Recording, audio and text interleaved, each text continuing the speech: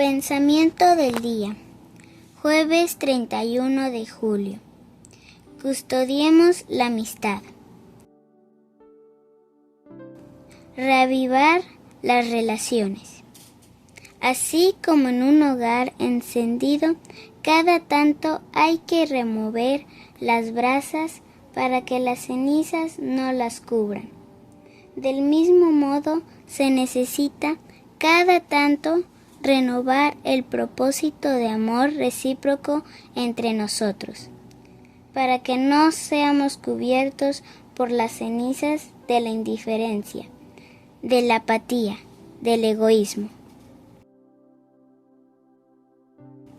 Kiara Lubick, El arte de amar, editorial Ciudad Nueva.